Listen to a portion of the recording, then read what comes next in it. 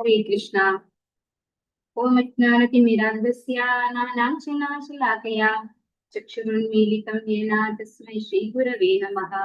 श्रीचैतन्यमनोभीष्टं स्थापितं येन भूतले स्वयं रूपकथां मह्यं ददाति स्वपदान्तिकं। वन्देऽहं श्रीगुरो श्रीयुतपदकमलं श्रीगुरून् वैष्णवांश श्रीरूपं साग्रजातं सगणरघुनाथान्वितं तं सजीवम् साद्वैतं सावधूतं परिजनसहितं कृष्णचैतन्यदेवं श्रीराधा कृष्णपादान् सहगण ललिता श्रीविशाखान्वितांश्च। नमः ओं विष्णुपादाय कृष्णप्रेष्ठाय भूतले श्रीमते च पताका स्वामी नामिने नमाचार्य पादाय निताय कृपप्रदायिने गौरकथा दामदाय नगरग्रहकारिणे नमो विष्णुपादाय कृष्णप्रेष्ठाय भूतले श्रीमते भक्तिवेदान्त स्वामी नामिने नमस्ते सारस्वती देवे गौरवाणी प्रचारिणे निर्विशेष शून्यवादी पाश्चात्य देशतारिणे वाञ्छाकल्पतरुभ्यश्च कृपा सिन्धुभ्येव च पतितानां पावनेभ्यो वैष्णवेभ्यो नमो नमः। हे कृष्णा करुणा सिन्धो दीनबन्धो जगत्पते गोपेश गोपिका कान्त राधा कान्त नमोस्तुते तप्त काञ्चन गौराङ्गी राधे वृन्दावनेश्वरी वृषभानुसुते देवी प्रणमामि हरिप्रिये। जय श्री कृष्ण चैतन्य प्रभु नित्यानंद श्री अद्वैत गदाधर श्रीवासादि गौर भक्तवृंद। हरे कृष्णा कृष्ण कृष्ण हरे हरे हरे राम राम राम हरे हरे। ഹരേ കൃഷ്ണ. ശിഷ്ടാദാ ഗോവിന്ദ ബാംഗ്ലൂരിന്റെ ശ്രീമദ് ഭഗവത്ഗീത ലെവൽ 2 ക്ലാസ്സിലേക്ക് എല്ലാ ഭക്തന്മാർക്കും സ്വാഗതം. ഹരേ കൃഷ്ണ. അപ്പോ നമ്മളെ ടീച്ചേഴ്സിനൊരു ഇൻസ്ട്രക്ഷൻ ഉണ്ട്. എല്ലാവരും കഴിയുന്നത്ര വീഡിയോ ഓണാക്കി തന്നെ ക്ലാസ് അറ്റൻഡ് ചെയ്യാൻ പറയാൻ പറഞ്ഞിട്ടുണ്ട് എല്ലാവരോടും. എല്ലാവരും അങ്ങനെ സീരിയസ് ആയിട്ട് പഠിക്കാൻ വേണ്ടിയിട്ട്. അപ്പൊ നമുക്ക് എന്താ ഗുണം വെച്ചാല് ടീച്ചേഴ്സിനും അതുപോലെ എല്ലാവരെയും കാണാനും പറ്റും. നമുക്കിപ്പോ 2-3 പേര് വീഡിയോ ഓൺ ആക്കുമ്പോ ഇവര് എപ്പോഴെങ്കിലും അറ്റൻഡ് ചെയ്തില്ലെങ്കിൽ നമ്മൾ അറിയും. നമ്മൾ വിചാരിക്കും ഇവരെന്താ അറ്റൻഡ് ചെയ്യാത്തതെന്ന്. ബാക്കി ഈ പാർട്ടിസിപ്പന്റിന്റെ പേരെടുത്ത് നോക്കി നമ്മള് ഫെമിലിയർ ആവാൻ കുറച്ച് ബുദ്ധിമുട്ടാണല്ലോ. അതുകൊണ്ട് പറ്റുന്നത്ര എല്ലാവരും വീഡിയോ ഓൺ ആക്കി തന്നെ ഇരിക്കാൻ ശ്രദ്ധിക്കുക. ഹരേ കൃഷ്ണ. അപ്പോ നമ്മള് ഇന്ന് 16-ാമത്തെ അധ്യായത്തിൽ എത്തി അല്ലെ. 15-ാമത്തെ അധ്യായത്തിൽ നമ്മൾ എന്തൊക്കെയാ പഠിച്ചത്? ഓർമ്മയുണ്ടോ ആർക്കെങ്കിലും? പറയാൻ പറ്റുമോ? ഹരേ കൃഷ്ണ. ഓരോരുത്തരും ഓരോ പോയിന്റ് പറഞ്ഞാൽ തന്നെ നമുക്ക് ഫുള്ള് ചാപ്റ്റർ വളരെ പെട്ടെന്ന് പറയാൻ പറ്റും. ഓരോ പോയിന്റ് പറഞ്ഞാൽ മതി. എന്തൊക്കെ പഠിച്ചു? ഭഗവാനെ കുറിച്ചാണ് പഠിച്ചത് അല്ലെ. നമ്മുടെ ഈ ഭൗതിക ലോകത്തെ, നമ്മുടെ ഈ ബദ്ധ ജീവിതത്തെ ഏതിനോടാണ് ഉപമിച്ചിരിക്കുന്നത്? അശ്വത്ഥ വൃക്ഷത്തോട്, അരയാൽ വൃക്ഷത്തോട് അല്ലെ. അത് എങ്ങനെയാണ് ഇരിക്കുന്നത്? ആ അരയാൽ വൃക്ഷം എങ്ങനെയാണ് ഇരിക്കുന്നത്? തലകീഴായിട്ടാണ്. അങ്ങനെ ഒരു വൃക്ഷം നമുക്ക് ഇവിടെ കാണാൻ പറ്റുമോ? ഇല്ല. അപ്പൊ അതുപോലെ അതിന്റെ വേര് എങ്ങോട്ടായിരിക്കുന്നേ?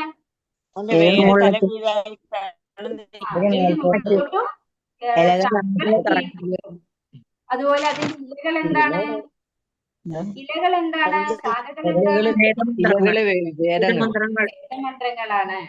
ശാഖകളൊക്കെ എങ്ങനെയാണ് പോഷിപ്പിക്കപ്പെടുന്നത്? പിന്നെ അതിന് എങ്ങനെയാണ് നമ്മൾ അതിന് അക്ഷയമായ ഒരു അശ്വത്ഥം എന്നാണ് പറയുന്നത്. അതിന് ഒരിക്കലും മുറിക്കാതെ സൂക്ഷിച്ചു വെക്കാണോ വേണ്ടത്? മഹാഭാരതം എടുത്തത് ഇത്തിരി പ്രായമുള്ള മാതാജിയാണ്. ഹരേ കൃഷ്ണ. മഹാഭാരതത്തിന്റെ കഥ നമുക്ക് പിന്നെ പറയാം. അപ്പൊ ആ വൃക്ഷത്തെ നമ്മൾ എന്താ ചെയ്യേണ്ടത്? അങ്ങനെ മെയിൻറ്റെയിൻ ചെയ്യാണോ വേണ്ടത്? മുറിക്കണം. എങ്ങനെ മുറിക്കണം?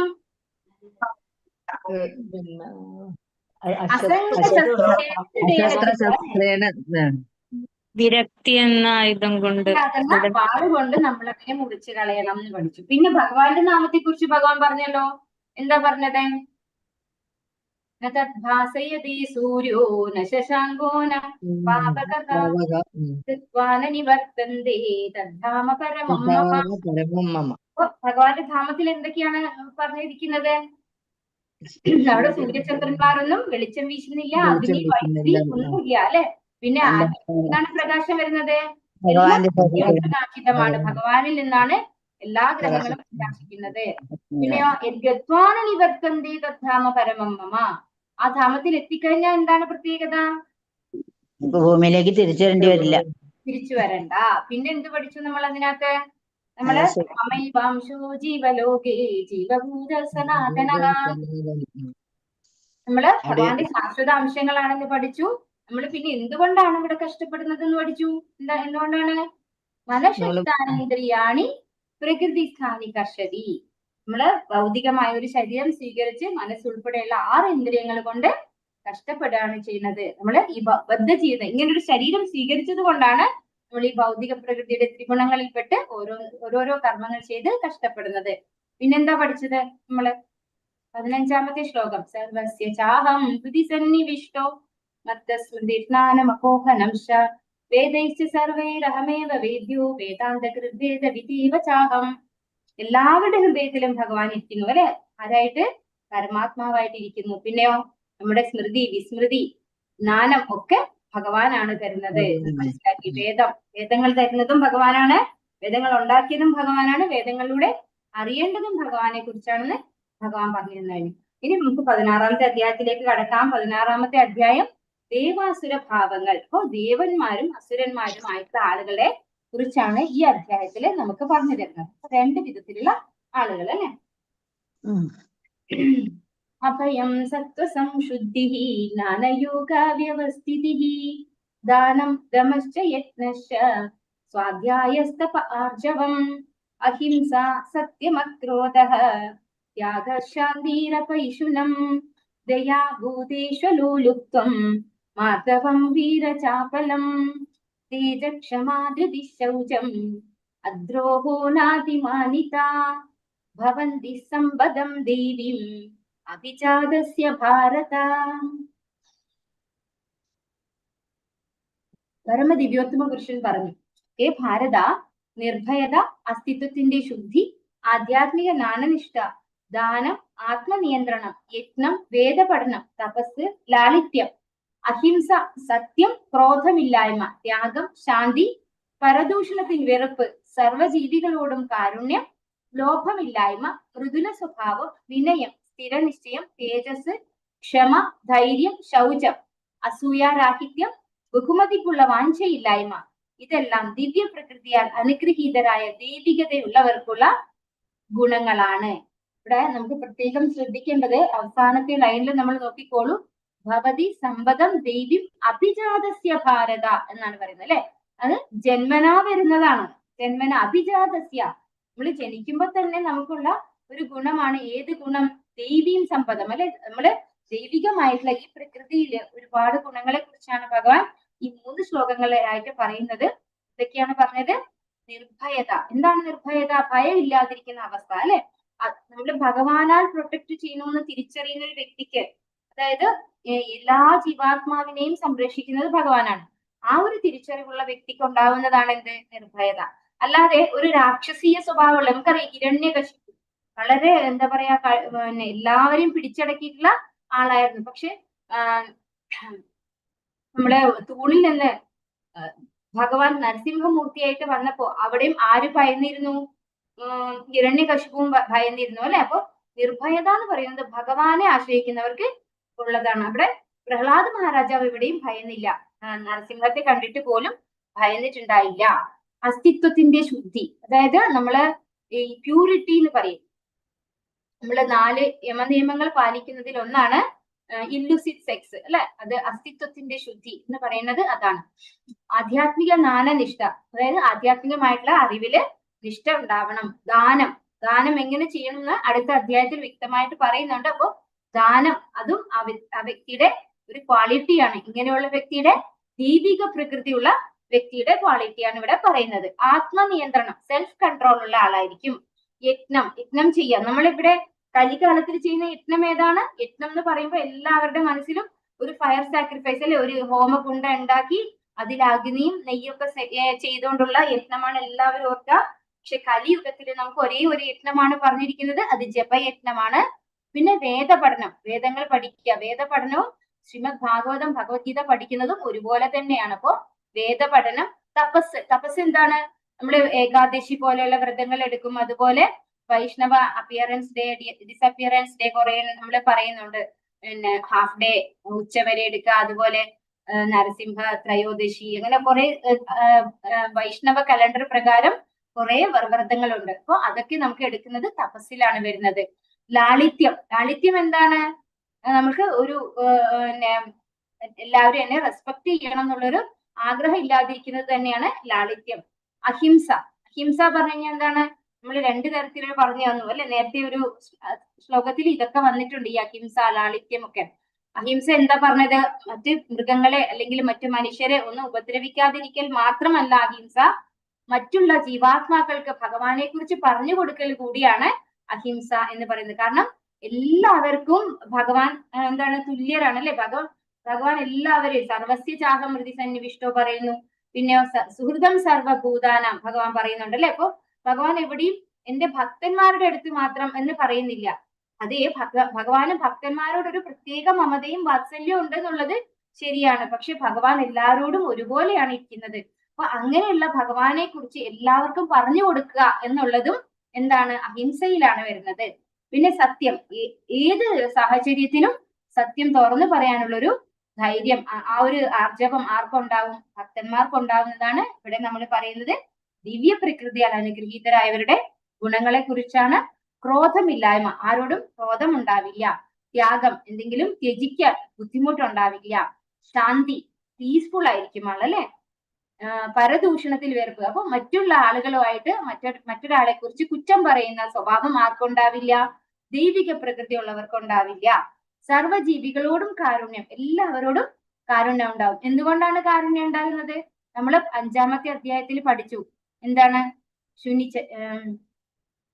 ശുനിചൈവശ പണ്ഡിത്, ഓർമ്മയുണ്ട് ആർക്കെങ്കിലും? 5-ാമത്തെ അധ്യായത്തിൽ 18-ാമത്തെ ശ്ലോകം ഞാൻ പെട്ടെന്ന് മറന്നുപോയി. വിദ്യാവിനയ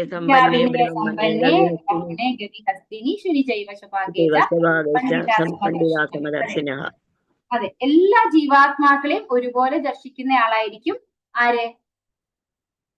ഒരു പണ്ഡിതനായിട്ടുള്ള വ്യക്തി. ഇവിടെ പറയുന്നു സർവ്വജീവികളോടും കാരുണ്യം. ഭഗവാനാണ് എല്ലാവരുടെയും ഹൃദയത്തിലും ഇരിക്കുന്നത്. മമൈ വാംശോ ജീവലോകെ ഭഗവാൻ പറഞ്ഞിട്ടുള്ളതാണ്. അപ്പൊ ഇതൊക്കെ അറിയുന്ന ഒരു വ്യക്തിക്ക് എന്താണ്? എല്ലാ ജീവാത്മാക്കളോടും കാരുണ്യം ഉണ്ടാവും. ലോഭമില്ലായ്മ, എന്താണ് ലോഭം? അത്യാഗ്രഹമാണ് ഈ ലോഭം എന്ന് പറയുന്നത്. ഇനിയും സമ്പാദിക്കണം, ഇനിയും എനിക്ക് നേടണം അല്ലെ, ഞാനെന്നും എന്റേതെന്നുള്ള ആഗ്രഹം. അത് ആർക്കുണ്ടാവില്ല? ദൈവിക പ്രകൃതി ഉള്ളവർക്ക് ഉണ്ടാവില്ല. മൃദുല സ്വഭാവം, നല്ല സോഫ്റ്റ് ഹാർട്ടഡ് പേഴ്സൺ ആയിരിക്കും. നമ്മള് ഭഗവത്ഗീതയില് തുടക്കത്തിൽ തന്നെ അർജുനന്റെ ക്വാളിറ്റി പറയുമ്പോ പറഞ്ഞു അല്ലെ, മൃദുല ഹൃദയത്വം എന്ന് പറഞ്ഞു. എന്തുകൊണ്ടാണ് യുദ്ധം ചെയ്യാൻ വയ്യ എന്ന് പറഞ്ഞ് യുദ്ധം ഒഴിവാക്കിയത് എന്ന് പറഞ്ഞപ്പോ ഒരു കാരണം പറഞ്ഞു, മൃദുല ഹൃദയത്വം ആണെന്ന്. അപ്പൊ അത് സോഫ്റ്റ് ഹാർട്ടഡ് പേഴ്സൺ ആണ്, അത് ഒരു ഭക്തന്റെ ക്വാളിറ്റിയാണ്. വിനയം, സ്ഥിരനിശ്ചയം, എന്താണ് സ്ഥിരനിശ്ചയം? ഭക്തിയിൽ ഉറച്ചു നിൽക്കുക എന്നുള്ളത് തന്നെയാണ് സ്ഥിരനിശ്ചയം. തേജസ്, ക്ഷമ, എല്ലാവരോടും ക്ഷമിക്കാനുള്ളൊരു ഒരു സ്വഭാവം, അതും ആർക്കുള്ളതാണ്? ദൈവിക പ്രകൃതി ഉള്ളവർക്കുള്ളതാണ്. ധൈര്യം, ആ വ്യക്തിക്ക് നല്ല ധൈര്യം ഉണ്ടാവും. ശൗചം, ശുചിത്വം ഉണ്ടാവും. 2 തരം ശുചിത്വം ഉണ്ട്. ഒന്ന് ശരീരത്തിന്റെ ശുചിത്വം, മറ്റൊന്ന് മനസ്സിന്റെ. അതായത് ശരീരം കുളിക്കുക, പല്ല് തേക്കുക, ഇങ്ങനെയൊക്കെ ചെയ്യുന്നത്, നല്ല വസ്ത്രം ധരിക്കുക എന്നതിലൂടെ നമുക്ക് ശരീരം ശുചിയായിട്ട് വെക്കാം. ഹരേ കൃഷ്ണ കൃഷ്ണ കൃഷ്ണ ഹരേ ഹരേ, ഹരേ രാമ രാമ രാമ ഹരേ ഹരേ. ഈ മന്ത്രജപത്തിലൂടെ നമുക്ക് നമ്മുടെ ആന്തരികമായ ശുചിത്വം സൂക്ഷിക്കാം. അസൂയാരാഹിത്യം, ആരോടും അസൂയ ഉണ്ടാവില്ല. അങ്ങനെയുള്ള ദൈവിക പ്രകൃതി ഉള്ളവർക്ക്. ബഹുമതിക്കുള്ള വാഞ്ചയില്ലായ്മ, എന്നെ എല്ലാവരും റെസ്പെക്ട് ചെയ്യണം എന്നുള്ളൊരു തോന്നലില്ല. ഇതെല്ലാം ദൈവിക പ്രകൃതിയാൽ അനുഗ്രഹീതരായ ദൈവികതയുള്ളവർക്കുള്ള ഗുണങ്ങളാണ്. ഇത് ജന്മനാലെ അഭിജാതസ്യ ഭാരത എന്നാണ് ഭഗവാൻ പറയുന്നത്. ജംബൂദർപ്പാഭിമാനശ്ച ക്രോധഃ പാരുഷ്യമേവ ച അജ്ഞാനം ചാഭിജാതസ്യ പാർത്ഥസമ്പദമാസുരീം. ഹേ പാർത്ഥ, ഗർവം, അഹങ്കാരം, അഭിമാനം, ക്രോധം, പാരുഷ്യം, അജ്ഞാനം എന്നിവ അസുര ഗുണങ്ങളാണ്. അപ്പോ ആദ്യത്തേത് ദൈവിക പ്രകൃതിയുള്ളവരുടെ ഗുണങ്ങളാണെങ്കിൽ ഇവിടെ അസുര ഗുണങ്ങൾ, അസുരന്മാരുടെ ഗുണങ്ങൾ എന്തൊക്കെയാണ്? ഒരു ഗർവം ഉണ്ടാവും, അഹങ്കാരം ഉണ്ടാവും, അഭിമാനം അല്ലെ, എല്ലാം നമുക്ക് കുറച്ച് സമ്പത്തോ അല്ലെങ്കിൽ സൗന്ദര്യമോ ഒക്കെ ഉണ്ടെങ്കിൽ എന്തുണ്ടാവും? ഭയങ്കരമായ ഒരു പ്രൗഡായിട്ട് ഫീൽ ചെയ്യും അവർക്ക് അല്ലെ. ക്രോധം, എല്ലാവരോടും ദേഷ്യം കാണിക്കും. പാരുഷ്യം, പരുഷമായിട്ട് പെരുമാറും. അജ്ഞാനം, എന്താണ് അജ്ഞാനം? ഞാനാണ് എല്ലാം എന്നൊരു തോന്നൽ അവർക്ക് ഉണ്ടാകും അല്ലെ. ഈ ഞാനെന്ന് പറയുന്നത് ഭഗവാന്റെ ശാശ്വത അംശമാണെന്നുള്ള തിരിച്ചറിവുണ്ടാവില്ല. ഞാനൊരു ആത്മാവാണ്, എന്റെ ഉള്ളിൽ ഭഗവാൻ പരമാത്മാവായിട്ടുണ്ട്, ഇതൊന്നും ആർക്ക് അറിവുണ്ടാവില്ല? അസുരികമായ പ്രകൃതിയുള്ള ആളുകൾക്ക് അറിയില്ല. അപ്പോ ഇതാണ് അസുരന്മാരുടെ സ്വഭാവം. ദേവീ സമ്പദ് വിമോക്ഷായ നിബന്ധായ സുരീമത മാശു ച സമ്പദം ദേവീം അഭിജാതോസി പാണ്ഡവാം. അഭൗതിക ഗുണങ്ങൾ മുക്തസാധകങ്ങളും ആസുര ഗുണങ്ങൾ ബന്ധന കാരണങ്ങളുമാണ്. പാണ്ഡുനന്ദന ദൈവിക ഗുണങ്ങളോടെ ആയതുകൊണ്ട് നീ ദുഃഖിക്കേണ്ട. അപ്പോ ഇവിടെ ഭഗവാൻ അർജുനോട് പറയാണ്, നമ്മൾ ആസുരികമായിട്ടുള്ള ഗുണങ്ങളെ കുറിച്ചും ദൈവികമായിട്ടുള്ള പ്രകൃതിയുള്ളവരുടെ ഗുണങ്ങളെ കുറിച്ചും നമ്മൾ കണ്ടു അല്ലെ. അപ്പോ ആസുരികമായിട്ടുള്ളവരുടെ ഗുണങ്ങള് എന്താണെന്ന് പറയുന്നു? ബന്ധന കാരണമാണ് എന്ന് പറയുന്നു. ഇനി ഭക്തന്മാരുടെ അല്ലെങ്കിൽ ദൈവിക പ്രകൃതി ഉള്ളവരുടെ ഗുണങ്ങൾ എന്ന് പറയുന്നത് മുക്തി സാധകങ്ങളാണ്. അവര് മുക്താത്മാക്കളിലേക്ക്, അതായത് മുക്താത്മാവാകാനുള്ള പാതയിലാണ്. അവർക്ക് മുക്തി എളുപ്പം സിദ്ധിക്കും. കാരണം അവര് ജന്മനാ തന്നെ എന്താണ്? ദൈവിക പ്രകൃതി ഉള്ള ആളുകളാണ്. അപ്പോ ഇവിടെ ഭഗവാൻ അർജുനോട് പറയാണ്, പാണ്ഡുനന്ദന ദൈവിക ഗുണങ്ങളോടെ പിറന്നവനായതുകൊണ്ട് നീ ദുഃഖിക്കേണ്ടതില്ല. മാ ശുച അല്ലെ, മാ ശുച സമ്പദം ദേവീം അഭിജാതോസി പാണ്ഡവ. നീ ജനിച്ചത് തന്നെ ദൈവിക ഗുണങ്ങളോടുകൂടി, ദൈവിക പ്രകൃതിയോട് കൂടിയാണ്. അതുകൊണ്ട് നീ ഒരിക്കലും ദുഃഖിക്കേണ്ട ആവശ്യമില്ല എന്ന് ഭഗവാൻ അർജുനോട് പറഞ്ഞു കൊടുക്കാണ്. ഗൗഭൂതസർഗോ ലോകേസ്മിൻ ദൈവ ആസുര ഏവ ച ദൈവോ വിസ്തരശ പ്രോക്ത ആസുരം പാർത്ഥ മേ ശൃണു. ഏ പാർത്ഥ, ഈ ലോകത്തിലുള്ള എല്ലാ സൃഷ്ടികളും ആസുരം ദൈവികം എന്നീ രണ്ട് വിഭാഗങ്ങളിൽ ഒന്നിൽപ്പെടും. ഞാൻ ദൈവിക ഗുണങ്ങളെ പറ്റി വിസ്തരിച്ച് പറഞ്ഞുവല്ലോ, ഇനി ആസുരങ്ങളായവയെ വിവരിക്കാം. അപ്പോ ഭഗവാൻ പറയാണ്, ഈ ഭൗതിക ലോകത്ത് രണ്ട് കൂട്ടരെ ആളുകളുള്ളൂ. ഒന്ന് ദൈവിക പ്രകൃതി ഉള്ളവരും മറ്റൊന്ന് ആസുരിക പ്രകൃതി ഉള്ളവരും. അപ്പൊ ഈ ദൈവിക പ്രകൃതി ഉള്ളവരുടെ ഡീറ്റെയിൽസ് ഭഗവാൻ ഫസ്റ്റ് തന്നെ 3 ശ്ലോകങ്ങളിലൂടെ പറഞ്ഞു അല്ലെ. അപ്പൊ അത്തരത്തിലല്ലാത്ത എല്ലാം എന്താണ്? ആ ക്വാളിറ്റീസ് ഒന്നും ഇല്ലാത്ത എല്ലാവരും ഏത് ഗുണത്തിൽ വരുന്നവരാണ്? ആസുരിക ഗുണത്തിൽ വരുന്നവരാണ് അല്ലെ.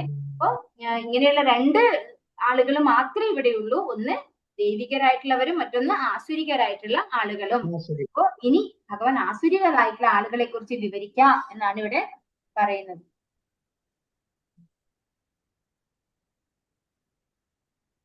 പ്രവൃത്തിം ച നിവൃത്തിം ച ജനാന വിദുരാസുരാഃ ന ശൗചം നാപി ചാരോ ന സത്യം തേഷു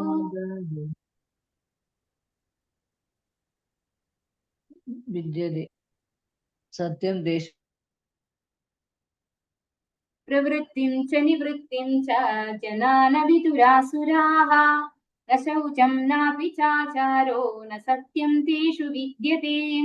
ചെയ്യേണ്ടത് എന്തെന്നോ ചെയ്യരുതാത്തത് എന്തെന്നോ ആസുര സ്വഭാവികൾക്ക് അറിഞ്ഞുകൂടാ. വിശുദ്ധിയോ നല്ല പെരുമാറ്റമോ സത്യസന്ധതയോ അവർക്കില്ല. അപ്പോ ആസുരികമായിട്ടുള്ള ആളുകളെ കുറിച്ചാണ് ഡീറ്റെയിൽഡ് ആയിട്ട് ഭഗവാൻ ഇനി പറയാൻ തുടങ്ങുന്നത് അല്ലെ. എന്താണ് ചെയ്യേണ്ടത്, എന്താണ് ചെയ്തു കൂടാത്തതെന്ന് ആർക്കറിയില്ല? ആസുര സ്വഭാവികൾക്ക് അറിയില്ല. അവരെന്താ പിന്നെ ചെയ്യാ? അവർക്ക് എന്ത് ചെയ്യണം തോന്നോ അത് അവർ ചെയ്യും അല്ലെ. ചെയ്യരുതാത്തത് എന്ത്, ചെയ്യേണ്ടത് എന്തെന്നുള്ള തിരിച്ചറിവില്ലാതെ അവനവന് ഇഷ്ടം പോലെ ചെയ്യുന്നവരാണ് ആര്? ആസുരിക സ്വഭാവികള്. അവർക്ക് വിശുദ്ധിയോ നല്ല പെരുമാറ്റമോ സത്യസന്ധതയോ ഇല്ല. അവർക്ക് പ്യൂരിറ്റി അല്ലെ. അവര് എന്താണ്? എല്ലാ സ്ത്രീകൾ പുരുഷന്മാരോടും പുരുഷന്മാർ സ്ത്രീകളോടും മിങ്കിൾ ചെയ്ത് പെരുമാറും. അതായത് ഒരു വിശുദ്ധി ഇല്ലാത്ത ജീവിതമായിരിക്കും അവരുടേത്. നല്ല പെരുമാറ്റം ഉണ്ടാവില്ല. ഇന്നസെൻസ് അല്ലെ, സത്യസന്ധതയും ആർക്കുണ്ടാവില്ല? ആസുരികമായിട്ടുള്ള ആളുകൾക്ക് ഉണ്ടാവില്ല എന്ന് ഭഗവാൻ പറയുന്നു. അസത്യമപ്രതിഷ്ഠം തേ ജഗദാപുരനീശ്വരം അപരസ്പര സംഭൂതം കിമന്യകാമഹൈതുകം. ഈ പ്രപഞ്ചം അസത്യവും അടിസ്ഥാനരഹിതവുമാണെന്നും അതിന് നിയന്താവായി ഒരു ഈശ്വരനില്ലെന്നും അവർ പറയുന്നു. ലൈംഗിക അഭിലാഷം മാത്രമാണ് ഇതിന്റെ ഉത്പത്തിക്ക് കാരണമെന്നും കാമമല്ലാതെ മറ്റൊന്നും കാരണമായിട്ടില്ലെന്നുമാണ് അവർ പറയുന്നത്. അപ്പോ ഭഗവാൻ പറയാണ്, ഈ പ്രപഞ്ചം അസത്യവും അടിസ്ഥാനരഹിതവുമാണ്. അതിന് ആരും ഒരു കൺട്രോളർ ഇല്ല. നമുക്ക് തോന്നിയതുപോലെ ജീവിക്കാം. ഇതാണ് ആസുരിക പ്രകൃതിയുള്ളവരുടെ ചിന്താഗതി. അതായത് നമുക്ക് എന്ത് വേണമെങ്കിലും ചെയ്യാം. ആരും നമ്മളെ ഒന്നും കൺട്രോൾ ചെയ്യാനോ മോണിറ്റർ ചെയ്യാനോ ഒന്നും ആരും ഇല്ല. പിന്നെ ഇതൊരു മിഥ്യാലോകമാണ് അല്ലെ. നമുക്ക് ഇപ്പൊ ജീവിച്ചു, നമുക്ക് ഒരു ജീവിതമേ ഉള്ളൂ, അത് അടിച്ചു പൊളിക്കണം, ഇതൊക്കെ പറയുന്നത് ആരാണ്? ശരിക്കും പറഞ്ഞാൽ ആസുരിക സ്വഭാവമുള്ളവരാണ്. അങ്ങനെ ഒരു കൺട്രോളർ ആയിട്ടൊരു ഭഗവാൻ ഇല്ല എന്ന് അവർ പറയുന്നു. എല്ലാം നമ്മുടെ ലൈംഗിക ആഗ്രഹം മാത്രമാണ് ഇതിന്റെ ഉൽപ്പത്തിക്ക്. അതായത് ഒരു സ്ത്രീയും പുരുഷനും ചേർന്നാൽ ഒരു കുട്ടി ഉണ്ടാവുന്നു. അതിന്റെ പിന്നിലുള്ള ഭഗവാന്റെ നിശ്ചയമോ ഭഗവാന്റെ പ്രവൃത്തിയോ ഭഗവാന്റേതായിട്ടുള്ള ഒന്നും തന്നെ ആർക്കറിയില്ല? ആസുരിക പ്രകൃതിയുള്ളവർക്ക് അറിയില്ല. അവര് വിചാരിക്കുന്നു ലൈംഗികമായ ആഗ്രഹം മാത്രമാണ്, അത്തരത്തിലുള്ള പ്രവൃത്തികൾ മാത്രമാണ് ഇതിന്റെ ഉത്പത്തിക്ക് കാരണം, വേറെ ഒരു കാരണവും ഇതിനില്ല. ഈ ഒരു പ്രപഞ്ചത്തിന്റെ ഉത്പത്തിക്ക് വേറെ ഒരു കാരണവും ഇല്ല എന്ന് പറയുന്നവരാണ് ആസുരിക പ്രകൃതിയുള്ളവർ എന്ന് ഭഗവാൻ പറയുന്നു. ഏതാം ദൃഷ്ടിമവഷ്ടവ്യ നഷ്ടാത്മാനോൽപബുദ്ധയഃ പ്രഭവന്ത്യുഗ്രകർമാണഃ ക്ഷയായ ജഗതോ ഹിതാഃ. ഈ നിഗമനങ്ങളെ പിന്തുടർന്ന് സ്വയം നഷ്ടപ്പെട്ടവരും അസുരന്മാരുമായ ഈ അല്പബുദ്ധികൾ ലോകനാശകരങ്ങളായ കൊടും ക്രിയകളിൽ ഏർപ്പെടുന്നു. അപ്പോ നമ്മൾക്ക് എന്തും ചെയ്യാനുള്ള സ്വാതന്ത്ര്യമുണ്ട് എന്ന് കരുതിക്കൊണ്ട്, നമ്മളെ ആരും കാണാനില്ല, ആരും കൺട്രോൾ ചെയ്യാനില്ല എന്ന് ചിന്തിച്ചുകൊണ്ട് അവർ സ്വയം, അതായത് അവനവന് തന്നെ നാശം വരുത്തുന്ന പ്രവൃത്തിയാണ് ആര് ചെയ്യുന്നത്? അസുരന്മാരായിട്ടുള്ള ആളുകൾ ചെയ്യുന്നത്. അങ്ങനെയുള്ള അല്പബുദ്ധികള് ലോകനാശകരങ്ങളായ കൊടും ക്രിയകളിൽ ഏർപ്പെടുന്നു. നമുക്കറിയാം, ഇപ്പോ അണ്വായുധങ്ങള് അങ്ങനെയുള്ള സാധനങ്ങളൊക്കെ എന്തിനു വേണ്ടിയാണ് ഉണ്ടാക്കുന്നത്?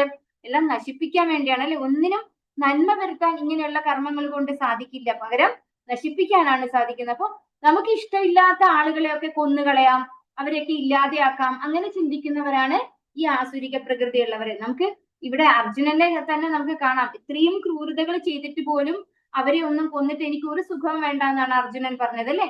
എനിക്ക് ഇവരെയൊക്കെ കൊന്നു കളഞ്ഞിട്ട് ഒരു സുഖവും എനിക്ക് ആവശ്യമില്ല ഭഗവാനെ, ഈ 3 ലോകങ്ങളും തന്നെ എനിക്ക് തരാന്ന് പറഞ്ഞാൽ പോലും എനിക്ക് യുദ്ധം ചെയ്യാൻ താല്പര്യമില്ല എന്ന് പറഞ്ഞയാളാണ് അർജുനൻ. പക്ഷെ നേരെ മറിച്ച് ദുര്യോധനൻ എങ്ങനെയാണ് ചെയ്യുന്നത്? അതാണ് ആസുരിക പ്രകൃതി പറയുന്നത്, അല്ലെ? അവർക്ക് അർഹതപ്പെട്ടതാണെങ്കിൽ പോലും അതൊന്നും കൊടുക്കില്ല എന്ന് മാത്രമല്ല, ആരെയും കൊല്ലാനും അവനവന്റെ കൂടെ തന്നെയുള്ളവര് തന്നെ മരിച്ചു പോയാലും വേണ്ടില്ല, എനിക്ക് ഈ രാജ്യം മുഴുവൻ അനുഭവിക്കണം എന്നുള്ള ഒരു ചിന്താഗതിയോട് കൂടിയാണ് ദുര്യോധനൻ അവിടെ ഇരിക്കുന്നത്, അല്ലെ? അപ്പൊ അതുപോലെയാണ് ആരുടെ സ്വഭാവം എന്ന് പറയുന്നത്? ആസുരികമായിട്ടുള്ള ആളുകളുടെ സ്വഭാവം. ഈ അല്പബുദ്ധികൾ ലോകനാശകരങ്ങളായ കൊടും ക്രിയകളിൽ ഏർപ്പെടുന്നു എന്ന് ഇവിടെ ഭഗവാൻ പറയുന്നു. കാമമാശ്രിത്യ ദുഷ്പൂരം ദംഭമാനമതാന്വിതാഃ മോഹാത് ഗൃഹീത്വാ സദ്ഗ്രാഹാൻ പ്രവർത്തന്തേ ശുചിവ്രതാഃ. അടക്കാനാവാത്ത കാമം പൂണ്ടും ദംഭം, ദുരഭിമാനം എന്നിവയിൽ മുഴുകി വ്യാമോഹിതരുമായ ആസുര സ്വഭാവികൾ ക്ഷണികമായതിൽ ആകൃഷ്ടരായി എന്നും വൃത്തിഹീനമായ കർമ്മങ്ങൾ ചെയ്തു വരുന്നു. അപ്പൊ അടക്കാനാവാത്ത കാമം, അല്ലെ? അതിയായ ആഗ്രഹം കാരണവും, പിന്നെ ദംഭം, ദംഭം എന്ന് പറഞ്ഞാൽ എന്താണ്? ഒരു അഹങ്കാരമാണ്, അതായത് ഞാനെന്ന ഭാവം. ദംഭം, ദുരഭിമാനം, അതായത് ദുരഭിമാനം എന്ന് പറഞ്ഞു കഴിഞ്ഞാൽ എന്താണ്? എല്ലാറ്റിന്റെയും ആ ഒരു ഓണർഷിപ്പ്, അല്ലെ? ഇതെല്ലാം എന്റെയാണ്, എന്റെ കഴിവുകൊണ്ട് ഉണ്ടായിട്ടുള്ളതാണ് എന്നൊക്കെ ചിന്തിക്കുന്ന ഒരു സ്വഭാവം, ദുരഭിമാനം എന്നിവയിൽ മുഴുകി വ്യാമോഹിതരുമായ ആസുര സ്വഭാവികൾ ക്ഷണികമായതിൽ ആകൃഷ്ടരായി എന്നും വൃത്തിഹീനമായ കർമ്മങ്ങൾ ചെയ്തു വരുന്നു. എന്താണ് ഈ ക്ഷണികമായത്? ഈ മെറ്റീരിയൽ ആയിട്ടുള്ളതെല്ലാം എന്താണ്? ക്ഷണികമാണ്, അല്ലെ? ഫോർ എക്സാമ്പിൾ പറയുകയാണെങ്കിൽ, ഒരു പ്രൊമോഷൻ കിട്ടണം, ഒരു പൊസിഷനിൽ ഇരിക്കുന്ന ഒരു വ്യക്തിക്ക് ഒരു പ്രൊമോഷൻ കിട്ടണം, അവരെന്ത് ചെയ്യും? കുറച്ച് കൈക്കൂലി കൊടുക്കും. ചിലപ്പോൾ സീനിയർ ഓഫീസേഴ്സിന് സ്ത്രീകളെയൊക്കെ കാഴ്ചവെക്കുന്നതൊക്കെ നമുക്ക് ഇവിടെ സുപരിചിതമായിട്ടുള്ള കാഴ്ചയാണ്, അല്ലെ? അപ്പൊ അതൊക്കെയാണ് ഇവിടെ പറയുന്നത്. ക്ഷണികമായിട്ടുള്ള കാര്യങ്ങളിൽ ആകൃഷ്ടരായി വൃത്തിഹീനമായ കർമ്മങ്ങൾ ചെയ്തു വരുന്നു എന്ന് ഭഗവാൻ പറയുന്നു. ചിന്താം അപരിമേയാം ച പ്രളയാന്താമുപാശ്രിതാഃ കാമോപഭോഗ പരമാ ഏതാവിധി നിശ്ചിതാഃ ആശാപാശശതൈർബദ്ധാഃ കാമക്രോധ പരായണാഃ ഈഹന്തേ കാമഭോഗാർത്ഥം അന്യായേനാർത്ഥ സഞ്ചയാൻ. ഇന്ദ്രിയ സന്ദർപ്പണമാണ് മാനുഷിക സംസ്കാരത്തിന്റെ പ്രധാന ആവശ്യം എന്നവർ കരുതുന്നു. അക്കാരണത്താൽ ജീവിത അവസാനം വരെയും അളവറ്റ വ്യാകുലതയോടെ കഴിഞ്ഞു കൂടേണ്ടതായും വരുന്നു. അനേകായിരം ആഗ്രഹങ്ങളുടെ വലക്കെട്ടിലകപ്പെട്ട കാമക്രോധങ്ങൾക്ക് അധീനരായി സുഖഭോഗങ്ങൾക്കായി അന്യായമായിട്ടെങ്കിലും അവർ ധനം സമ്പാദിക്കുന്നു. അപ്പോ ആസുരികമായിട്ടുള്ള ആളുകൾ വിചാരിക്കുന്നു നമ്മുടെ ഇന്ദ്രിയ സുഖം അതാണ് ഏറ്റവും പ്രധാനം എന്ന്. അതിനു വേണ്ടിയിട്ട് ഏതറ്റം വരെയും ബുദ്ധിമുട്ടാണ് അവർ തയ്യാറാണ്, എന്ത് വൃത്തികെട്ട പ്രവൃത്തിയും ചെയ്യാൻ ഇത്തരത്തിലുള്ള ആസുരികമായിട്ടുള്ള സ്വഭാവമുള്ള ആളുകള് തയ്യാറാണ് എന്ന് പറയുന്നു. ജീവിത അവസാനം വരെയും അളവറ്റ വ്യാകുലതയോടെ കഴിഞ്ഞുകൂടേണ്ടതായിട്ടും വരുന്നു. അപ്പൊ എപ്പോഴും ടെൻഷൻ ആയിരിക്കും, അല്ലെ? നമ്മൾ ഈ തെറ്റ് ചെയ്യുന്നവരുടെ പ്രത്യേകത എന്താണ്? അവർക്ക് ഭയങ്കര ടെൻഷൻ ആയിരിക്കും, അല്ലെ? പിടിക്കപ്പെടുവോ. ഇപ്പൊ നമ്മള് കൈക്കൂലിയൊക്കെ വാങ്ങിച്ചു കഴിഞ്ഞാൽ, കൈക്കൂലി എന്തിനാ വാങ്ങിക്കുന്നത്? ഇതേ ആസുരിക പ്രകൃതി ഉള്ളത് കൊണ്ടാണ്, അല്ലെ? നമുക്ക് കൂടുതൽ വേണം, സമ്പാദിക്കണം, അത് വേണം ഇത് വേണം എന്നുള്ളൊരു ആഗ്രഹമാണ് ഈ കൈക്കൂലി വാങ്ങിക്കുന്നത്. പിടിക്കപ്പെടുമോ എന്നുള്ള ഭയം എപ്പോഴും ഈ കൈക്കൂലി വാങ്ങിക്കുന്നവർക്ക് ഉണ്ടാകും അല്ലെ. അപ്പൊ അവർക്ക് എന്താണ്, അളവറ്റ വ്യാകുലതയോടെ കഴിഞ്ഞുകൂടേണ്ടതായി വരുന്നു. അനേകായിരം ആഗ്രഹങ്ങളുടെ വലക്കെട്ടിലകപ്പെട്ട കാമക്രോധങ്ങൾക്ക് അധീനരായി സുഖഭോഗങ്ങൾക്കായി അന്യായമായിട്ടെങ്കിലും അവർ ധനം സമ്പാദിക്കുന്നു. അപ്പോ അത്രയും ആഗ്രഹങ്ങളാണ് അവരെ വലയ്ക്കുന്നത്. ആ ആഗ്രഹങ്ങളൊക്കെ പൂർത്തീകരിക്കാനായിട്ട് അവര് തെറ്റാണെന്ന് അറിഞ്ഞുകൊണ്ട് തെറ്റ് ചെയ്യുന്നത്. പക്ഷെ അവർക്ക് എന്താണ് തോന്നുന്നത്, നമ്മളെ ആരും കൺട്രോൾ ചെയ്യാനില്ല, നമ്മളെ ആരും കാണാനില്ല, നമുക്ക് ഇതിന്റെ ഒന്നും റിസൾട്ട് അല്ലെ, ഇതിന്റെ ഒന്നും നെഗറ്റീവ് റിസൾട്ട് നമുക്ക് വരുന്ന അവർ ഒട്ടും തന്നെ ചിന്തിക്കുന്നുമില്ല, പ്രതീക്ഷിക്കുന്നുമില്ല. ഇതമദ്യമയാ ലബ്ധം ഇമം പ്രാപ്സ്യേ മനോരഥം ഇതമസ്തീതമപി മേ ഭവിഷ്യതി പുനർധനം അസൗ മയാ ഹതഃ ശത്രുഃ അനിഷ്യേ ചാപരാനപി ഈശ്വരോഹമഹം ഭോഗി സിദ്ധോഹം ബലവാൻ സുഖി അസൗ മയാ ഹതഃ ശത്രുഃ അനിഷ്യേ ചാപരാനപി ഈശ്വരോഹമഹം ഭോഗി സിദ്ധോഹം ബലവാൻ സുഖി. ഒരേ ശ്ലോകം തന്നെ 2 പ്രാവശ്യം എഴുതും അല്ലെ. സെക്കൻഡ് അതിൽ ശ്ലോകം വ്യത്യാസം കാണും.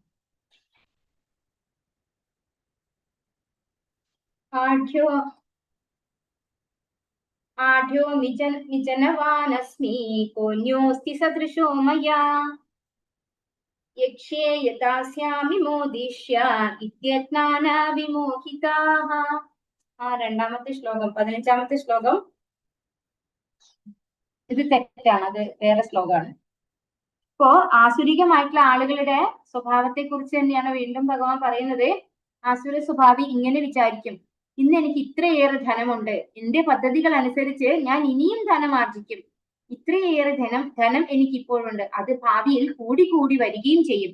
അയാൾ എന്റെ ശത്രുവാണ്, ഞാൻ അയാളെ കൊന്നു, ഇനിയുള്ള ശത്രുക്കളെയും ഞാൻ കൊല്ലും, ഞാൻ എല്ലാറ്റിന്റെയും ഉടമയാണ്, ഞാൻ സുഖിയാണ്, എല്ലാം തികഞ്ഞവനും ബലവാനും സന്തുഷ്ടനും സമ്പന്നനുമാണ്, കുലീനരായ ബന്ധുക്കളുണ്ട് എനിക്ക്, എന്നോളം ശക്തിമാനും സന്തോഷവാനുമായി ആരുണ്ട്, ഞാൻ യാഗങ്ങൾ അനുഷ്ഠിക്കും, ദാനം ചെയ്യും, സന്തോഷിക്കും എന്നെല്ലാം ഓർത്തവർ അജ്ഞാനത്താൽ മോഹിതരാകുന്നു. അപ്പോ ആസുരികമായിട്ടുള്ള ആളുകളുടെ മനോവിചാരത്തെ കുറിച്ചാണ് ഇവിടെ ഭഗവാൻ പറഞ്ഞിരുന്നത്. എന്താ അവർ വിചാരിക്കുന്നത്, എനിക്ക് ഒരുപാട് പണം ഉണ്ടെന്ന് ഞാൻ ചിന്തിക്കുന്നു പോലെ ആസുരികമായിട്ടുള്ള ആളുകൾ, അത്തരത്തിലുള്ള പ്രകൃതിയുള്ള ആളുകൾ പറയും, എനിക്ക് ഇഷ്ടം പോലെ പണമുണ്ട്, എന്റെ പദ്ധതികൾ അനുസരിച്ച് ഞാൻ ഇനിയും ഒരുപാട് ബിസിനസ് ഒക്കെ ഉണ്ട് എനിക്ക്, ഞാൻ ഇനിയും സമ്പത്ത് വർദ്ധിപ്പിക്കും, ഇത്രയേറെ ധനം എനിക്കിപ്പോഴുണ്ട്, അത് ഭാവിയിൽ കൂടി വരികയും ചെയ്യും, അയാൾ എന്റെ ശത്രുവാണ്. അപ്പോ ഈ ആസുരികമായിട്ടുള്ള ആളുകൾക്ക് പരസ്പരം ശത്രുതാ മനോഭാവം ഉണ്ടാവും അല്ലെ. ഈ ബിസിനസ് കാര്യങ്ങളൊക്കെ ചെയ്യുമ്പോൾ അസൂയ ഉണ്ടാവും, പിന്നെ ശത്രുക്കൾ ഉണ്ടാവും, ഇതൊക്കെ ഉണ്ടാവും അല്ലെ. ആ വ്യക്തി എന്റെ ശത്രുവാണ് എന്നുള്ള ഒരു ചിന്താഗതി ഉണ്ടാവും, ഞാൻ അയാളെ കൊന്നു അല്ലെ. ശത്രുവിനോട് അത്തരത്തിലുള്ള ഒരു മനോഭാവമാണ്, അറ്റാക്ക് ചെയ്യാനുള്ള അല്ലെ, അവരെ കൊന്നു കളയാനുള്ളൊരു ചിന്താഗതിയാണ് അവർക്കുള്ളത്. ഇനിയുള്ള ശത്രുക്കളെയും ഞാൻ കൊല്ലും, ഞാൻ എല്ലാറ്റിന്റെയും ഉടമയാണ്, ഞാൻ ഇതിന്റെയൊക്കെ ഓണറാണ്, ഇതെല്ലാം എന്റെ അധീനതയിലുള്ളതാണ്, എന്റെ കഴിവ് കൊണ്ട് ഉണ്ടാക്കിയിട്ടുള്ളതാണ്. ഇതൊക്കെ ആസുരികമായിട്ടുള്ള ആളുകളുടെ ചിന്താഗതിയാണ്. ഞാൻ സുഖിയാണ്, ഞാൻ ഏറ്റവും സുഖമായിട്ട് ഇരിക്കുന്ന ആളാണ് ഈ ലോകത്തിൽ, എന്റെ അത്ര സുഖമുള്ള ആരും വേറെ ഇല്ല, എല്ലാം തികഞ്ഞവൻ അല്ലെ, എനിക്ക് ബുദ്ധിയുണ്ട്, സൗന്ദര്യമുണ്ട്, കഴിവുണ്ട്, നല്ല ബന്ധുക്കളുണ്ട് അല്ലെ, കുലീനരായ ബന്ധുക്കളുണ്ട് എനിക്ക്, പിന്നെ എന്നോളം ശക്തിവാൻ, ഞാൻ നല്ല ബലവാനാണ്, എന്നോളം ശക്തിമാനായിട്ട് വേറെ ആരുമില്ല. പിന്നെ അതുപോലെ നമുക്ക് നമ്മൾ കാണുന്ന ഒന്നാണ്, എനിക്ക് ഇഷ്ടം പോലെ അണികളുണ്ട് അല്ലെ, ഞാൻ പറഞ്ഞു കഴിഞ്ഞാൽ ആരും എന്തും ചെയ്യും, എന്നെ ആരും ഒന്നും പറയില്ല, ഞാൻ എന്ത് പറഞ്ഞാലും ആളുകൾ അതുപോലെ ചെയ്തു കൊള്ളും. ഇതൊക്കെയുള്ള ചിന്താഗതി ആസുരികമായിട്ടുള്ള ചിന്താഗതിയാണ്. പിന്നെ ഞാൻ യാഗങ്ങൾ അനുഷ്ഠിക്കും, ഇങ്ങനെയുള്ള ആളുകൾ നമുക്ക് കാണാൻ പറ്റും. അവര് അമ്പലത്തിലേക്കൊക്കെ വേണ്ടിയിട്ട് കുറെ പേര് കിട്ടാൻ വേണ്ടിയിട്ട് വലിയ എമൗണ്ട് ഒക്കെ ഡൊണേറ്റ് ചെയ്യും അല്ലെ. അവർ യാഗങ്ങൾ അനുഷ്ഠിക്കും, ദാനം ചെയ്യും, അങ്ങനെയുള്ള ദാനധർമ്മങ്ങളൊക്കെ അവർ ചെയ്യും, സന്തോഷിക്കും. അതായത് ഇതൊക്കെ ചെയ്യുന്നത് എന്തിനാണ്, കംഫർട്ടബിൾ സോണിൽ ഇരിക്കാൻ വേണ്ടിയിട്ടാണ് അവർ ചെയ്യുന്നത്, പുണ്യം കിട്ടാൻ വേണ്ടിയിട്ട്. അങ്ങനെ പുണ്യം കിട്ടിക്കഴിഞ്ഞാൽ എനിക്ക് സുഖമായിട്ട് കുറെ കാലം ഇരിക്കാൻ പറ്റുന്നുള്ള ഒരു ചിന്താഗതിയാണ് അവർക്ക്. അല്ലാണ്ട് നമ്മൾ ദാനം ചെയ്തത് കൊണ്ട് ആ ദാനം സ്വീകരിച്ച വ്യക്തിക്ക് സുഖമായിട്ടിരിക്കണം എന്ന് ആഗ്രഹിക്കുന്നുണ്ടാവില്ല, ആസുരിക പ്രകൃതിയുള്ള ഒരാൾ ആഗ്രഹിക്കുന്നുണ്ടാവില്ല. പകരം അങ്ങനെയുള്ള ചെയ്യുന്ന കർമ്മങ്ങൾ കൊണ്ട് എന്റെ അക്കൗണ്ടിൽ പുണ്യം ഉണ്ടാകും. ആ പുണ്യം കിട്ടിക്കഴിഞ്ഞാൽ എനിക്ക് നല്ല സുഖമായിട്ടിരിക്കാം, എന്തും എനിക്ക് ചെയ്യാൻ പറ്റും, എന്നെ എല്ലാവരും നല്ലത് പറയും. ഇതൊക്കെ ചിന്തിച്ചുകൊണ്ടാണ് ആ വ്യക്തി അതൊക്കെ ചെയ്യാം എന്നെല്ലാം ഓർത്ത് അവർ അജ്ഞാനത്താൽ വ്യാമോഹിതരാകുന്നപ്പോൾ ഇത്രയും കാര്യങ്ങളൊക്കെ ചിന്തിച്ചുകൊണ്ട് അവര് അജ്ഞാനത്താൽ തന്നെ ഇരിക്കുന്നു, വ്യാമോഹിതരായിട്ടിരിക്കുന്നു എന്ന് പറയുന്നു. അനേക ചിത്ത വിഭ്രാന്ത മോഹജാല സമാവൃതാഃ പ്രസക്ത കാമഭോഗേഷു പതന്തി നരകേഷു ച. ഇങ്ങനെ പലവിധം ആകാംക്ഷകളിൽ പെട്ട് വലഞ്ഞും വ്യാമോഹത്തിന്റെ വലയിൽ കുടുങ്ങിയും ഇന്ദ്രിയ സുഖങ്ങളിൽ അത്യാസക്തരായവർ നരകത്തിൽ വീഴുന്നു.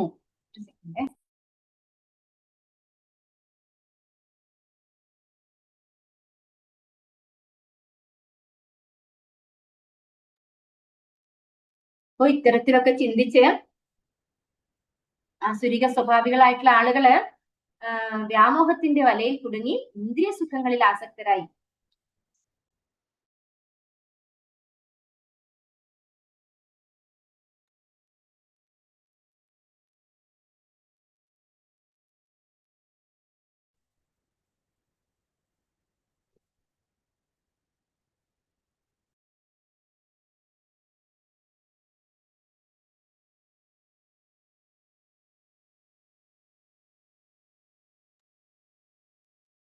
ഇത്തരത്തിലൊക്കെ ചിന്തിച്ച് അവർ പല വിധത്തിലുള്ള ആകാംക്ഷകളിൽ പെട്ട് വലഞ്ഞ് ഇന്ദ്രിയ സുഖങ്ങളിൽ ആസക്തരായപ്പോ അവർക്ക് ഏറ്റവും കൂടുതൽ ആഗ്രഹം ഉണ്ടാവുക എന്താണ്? ഇന്ദ്രിയങ്ങളെ ആസ്വദിക്കാൻ വേണ്ടിയിട്ടാണ്. അങ്ങനെയുള്ള ആളുകൾ എങ്ങോട്ട് പോയി പതിക്കുന്നു പറയുന്നു? നരകത്തിൽ പോയി വീഴുന്നു എന്ന് പറയുന്നു ഭഗവാൻ. ആത്മസംഭാവിത സ്തബ്ധ ധനമാനമതാന്വിതാഃ യജന്തേ നാമ യജ്ഞൈഃ തേ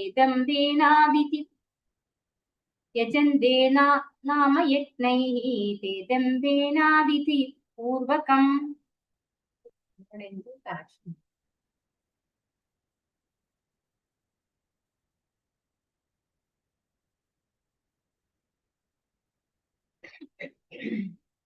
ആത്മസംഭാവിതസ്തബ്ധാ ധനമാനമതാന്വിതാഃ യജന്തേ നാമ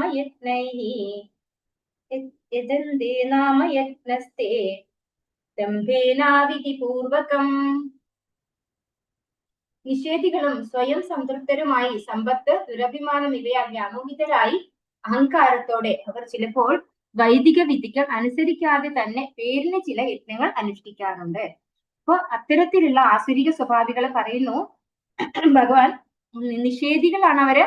സ്വയം സംതൃപ്തരായി, അതായത് അവർക്ക് സ്വയം സംതൃപ്തി ഉണ്ടാക്കാൻ വേണ്ടിയിട്ട് ഈ സമ്പത്ത്, ദുരഭിമാനം ഇതിലൊക്കെ വ്യാമോഹിതരായിട്ട് സ്വയമേവ അവർ ഓരോ യജ്ഞങ്ങൾ അനുഷ്ഠിക്കും. അതായത് അവർ തന്നെ എന്തെങ്കിലും ഒരു പേരിടും. നമ്മൾ ഇന്നത്തെ കാലത്ത് ഓരോ ദിക്കിൽ കേൾക്കാം അല്ലെ, ഓരോ യജ്ഞങ്ങളെ പേരിട്ടുകൊണ്ട് ഓരോ യജ്ഞങ്ങൾ അനുഷ്ഠിക്കുന്നത്. അത് അവർ സ്വയം കണ്ടെത്തുന്നതാണ്, അല്ലാതെ വിധിപൂർവകമല്ല അവർ ചെയ്യുന്നതെന്ന്.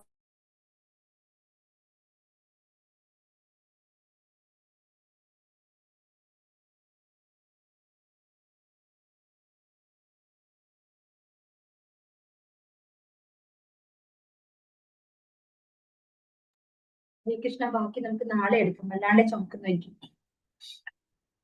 വാഞ്ചകൽപതരൂപശ്ച കൃപാ സിന്ധുഭ്യവ ച പതിതാനാം പാവനേഭ്യോ वैष्णवेभ्यो नमो नमः। अनंत कोटि वैष्णव वृंद की जय। श्री प्रभुपाद की जय। गुरु महाराज की जय। निताय गौर प्रेमानंदे। हरि कृष्ण।